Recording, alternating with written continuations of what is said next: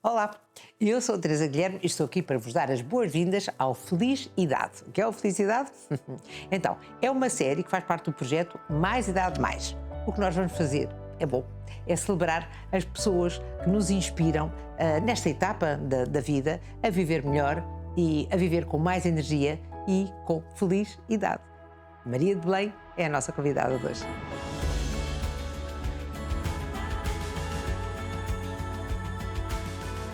Estou aqui a olhar para si, a admirá-la.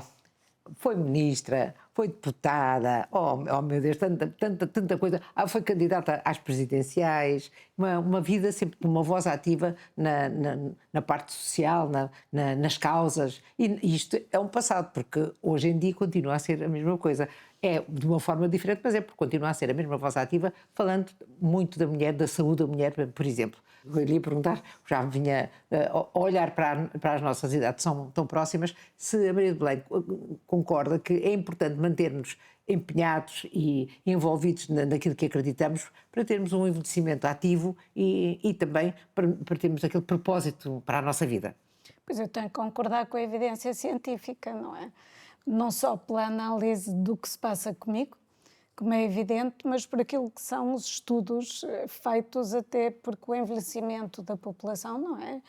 A evolução da nossa demografia no sentido do envelhecimento, que é uma conquista da saúde, e que é uma conquista social e económica importantíssima, dizem isso mesmo, não é? Portanto, a importância da atividade, não apenas da atividade intelectual, mas também da atividade física, que é uma coisa que às vezes é esquecida, mas que é fundamental. E cada vez mais se descobre a importância da atividade física como preventiva das doenças que mais nos atormentam. Mas E todas transversalmente. Advoga isso ou pratica isso? Olhando para si, advogo e pratico na medida do possível. Sim. É evidente que uma pessoa que tem digamos, muito trabalho de preparação de coisas, como é o meu caso, não é? Eu não posso chegar a um sítio e não estar documentada relativamente ao que vou dizer e, portanto, tenho que estudar muito, tenho que estar permanentemente atualizada e isso retira espaço e tempo para, sei lá, fazer ginástica, que eu gosto muito, mas não consigo ter essas rotinas. Faço o possível por manter o número mínimo de passos por dia, não é? E andar Isso a já pé. é muito, é bastante bom, não é? E andar a pé o mais possível, porque é bom, porque é importante, mas, na verdade, está mais do que demonstrado que isso é absolutamente essencial. O continuar a fazer coisas, o continuar também, digamos, com funções relevantes do ponto de vista daquilo que é o resultado que se faz, também é fundamental. Acredita que está a viver uma segunda parte da sua vida? Eu estou, na verdade, estou a Não, falar eu de não si, mas estou a estou a falar de viver mim. uma segunda, eu estou a viver uma primeira, uma segunda, uma terceira, porque eu continuo a fazer aquilo que fazia a partir do momento em que tive razão e consciência, não é? Gosto de aprender, Sim. continuo a aprender. E também concorda que a curiosidade, eu acho que o não Sim. aprender a curiosidade também é uma forma de nos mantermos alerta, vivos, muito bem, muito melhor da cabeça. As pessoas que se entregam muito acabam por... E não é só isso, é pensar no positivo Sim. que o futuro nos pode trazer, sobretudo em áreas onde nós hoje estamos, obviamente, com uma evolução do conhecimento, das possibilidades, das tecnologias, que são perigosas, mas têm ao mesmo tempo também um aspecto altamente positivo que é preciso enfatizar e que é preciso sublinhar.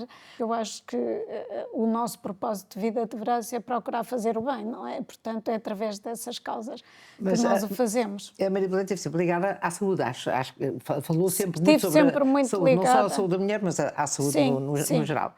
Como é que vê agora este nosso sistema de saúde? Acha que estaremos preparados para responder às necessidades de uma sociedade, de um país que está cada vez a envelhecer mais, não é? Nós, todos os sistemas de saúde em todo o mundo e os sistemas, sobretudo de base universal, como é o nosso, estão a atravessar dificuldades.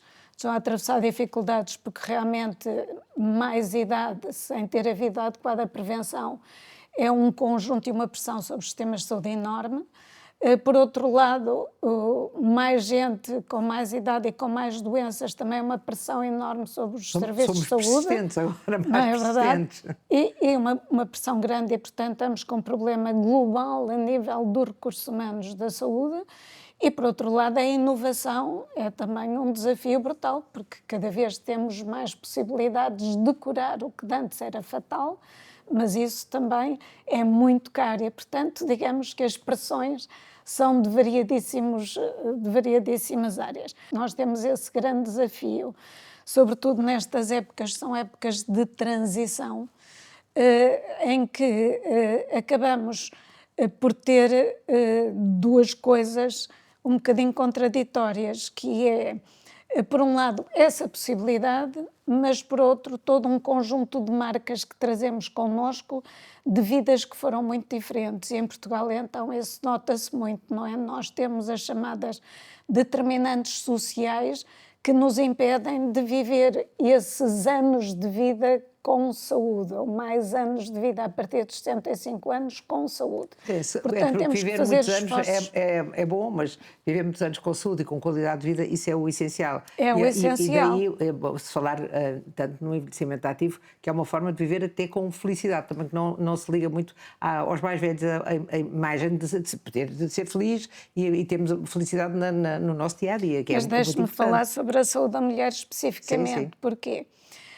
Porque quando nós pensamos em saúde da mulher, pensamos muito na saúde sexual e reprodutiva. As mulheres são mães e, portanto, todo o esforço da maternidade, todas essas conjunturas, a nossa própria biologia orientada para esse caminho, é evidente que é isso que as pessoas pensam, mas tem que pensar em outras coisas, porque aquilo que me preocupa hoje em dia na saúde da mulher é uma marca grande da desigualdade entre homens e mulheres, porque como o modelo de ensino médico, o modelo de investigação em saúde foi sempre um modelo antropocêntrico, as mulheres estavam de fora, nós não temos o mesmo empenho, o mesmo investimento na investigação sobre as doenças que afetam principalmente as mulheres, o que leva a que as mulheres, na sua idade ativa, sejam muito menos produtivas do que podiam ser. Só para dizer que é um desperdício enorme,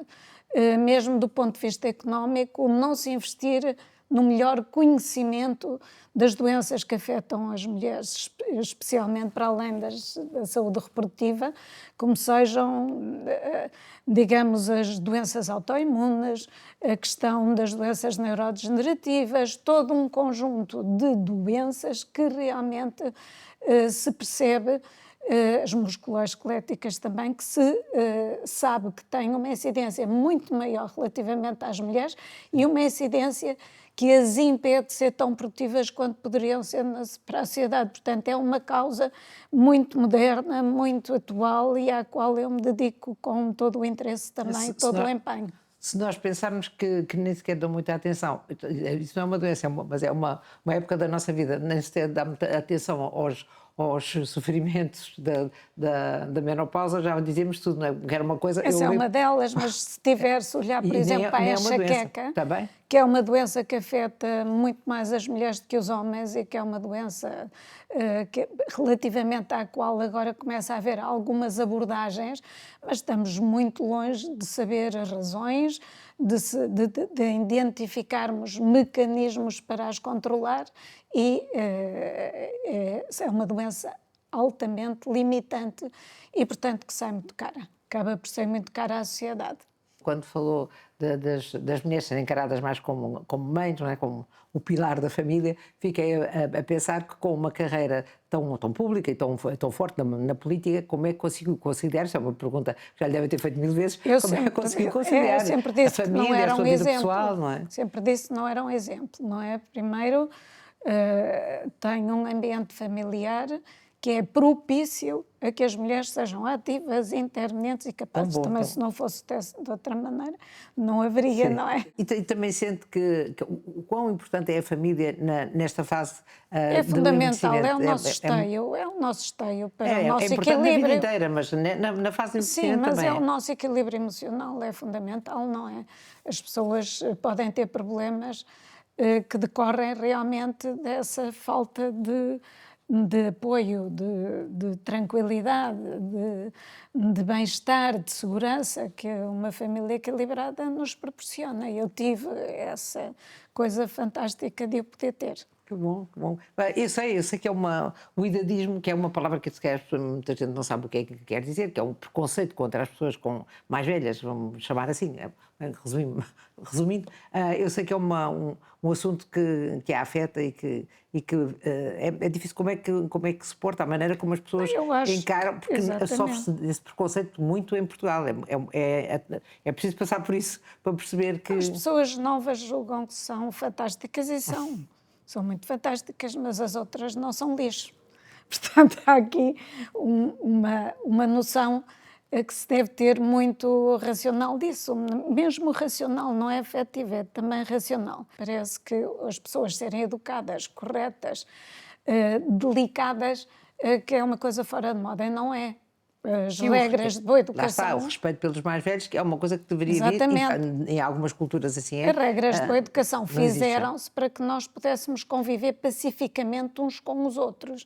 E há uma determinada hierarquia, é que realmente uma criança é diferente de uma pessoa mais velha. Uma criança tem que ser protegida, um mais velho pode ter que ser por razões várias, mas não quer dizer que tenha que o ser numa perspectiva infantilizadora, não é? É preciso que nós tenhamos a noção de que há todo um conjunto de equilíbrios que são necessários para que as sociedades sejam sociedades saudáveis, sociedades bem equilibradas, bem constituídas.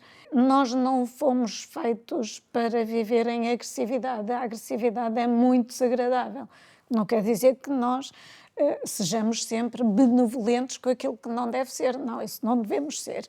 Mas é muito desgastante é viver, muito desgastante viver em ambientes onde as pessoas estão sempre, digamos, em questões, em discussões, em braço de insultos. ferro, medir forças, isso acontece. E como sabe, acontece muito. De tanta coisa que fez ao longo da sua vida e continua a fazer, há uma coisa que é o orgulho particularmente?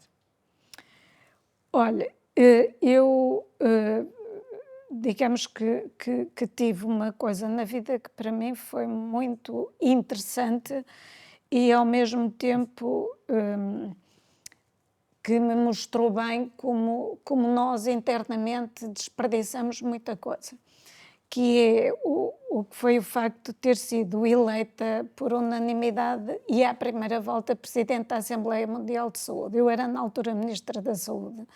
Estava a desenvolver um programa de reforma na saúde, de que depois uns anularam e outros vieram buscar depois muita coisa, e isso foi apreciado lá fora e aqui foi completamente desprezado. E nós somos especialistas nisso. Nós não temos dificuldades económicas por acaso. Nós temos dificuldades económicas enquanto povo e enquanto, digamos, país organizado, porque nós deitamos o que é bom pela janela fora. Não temos a capacidade de ver onde é que devem estar as discordâncias e onde é que devem estar as acordâncias, digamos assim. É uma belíssima palavra. Não é? Devemos realmente perceber que há momentos para discordarmos, sobretudo a discórdia que é criativa. A discórdia que me permite ver outros lados do problema. Por isso é que eu sempre trabalhei com gente de diversas áreas de pensamento, porque acho que aprendemos assim muito mais do que se for tudo monolítico. Se for monolítico, não abarcamos o conjunto das dimensões, das visões, dos ângulos de cada uma das questões e dos problemas. E muitas vezes aquilo que fazemos é por mera generosidade e vontade de ajudar, mas somos logo olhados com suspeição e a pensar, mas o que é que ela pensa que é? Já devia estar arquivada. Esta maneira que algumas pessoas têm de olhar para os outros mais velhos, como pessoas já não têm a dar nada a dar à sociedade, O que é que a é Maria errado. quer dar ainda? Estávamos a falar para trás, vamos falar para a frente. Olha, não é que eu queira dar muito, o problema a questão é que eu continuo a ser muito requisitada para muita coisa. Portanto, não sou eu que quero dar, são as pessoas que querem que eu dê. E eu acho que se querem que eu dê, sentem que eu tenho alguma coisa para dar e isso é muito positivo. É excelente. E alguma vez houve aquele momento em que olhou para o espelho, ou o que fosse, e que disse: Maria, estás a ficar velha? Eu estou sempre a ficar velha todos os dias. Aliás, Mas uma não coisa tens que na área da pensamentos saúde se aprende é que começamos a envelhecer, muito cedo. mesmo quando ainda estamos, digamos, antes de nascer. E, portanto, quer dizer, é um processo normal. O que é bom é envelhecer com a qualidade possível, de preferência não perder mais do que aquelas faculdades que a idade acaba por nos tirar. É um processo que é implacável, mas de qualquer das maneiras conservarmos o mais possível sem dar trabalho aos outros. Isso é que para mim é o meu maior desejo. Não gostaria de constituir um peso para ninguém e portanto, enquanto estiver bem, aliás, como diz a Declaração dos Direitos Humanos, não é? A Declaração Universal, enquanto tivermos razão e consciência, devemos agir uns para com os outros numa relação de fraternidade e isso eu sinto que tenho. Muito bem, muito obrigado. Muito obrigada também. Gostei muito. Foi um gosto partilhar convosco mais um episódio de Felicidade. Este é o espírito do projeto Mais Idade Mais. Mostrar que em qualquer idade podemos ter mais vida. Obrigada por estarem desse lado. Até à próxima.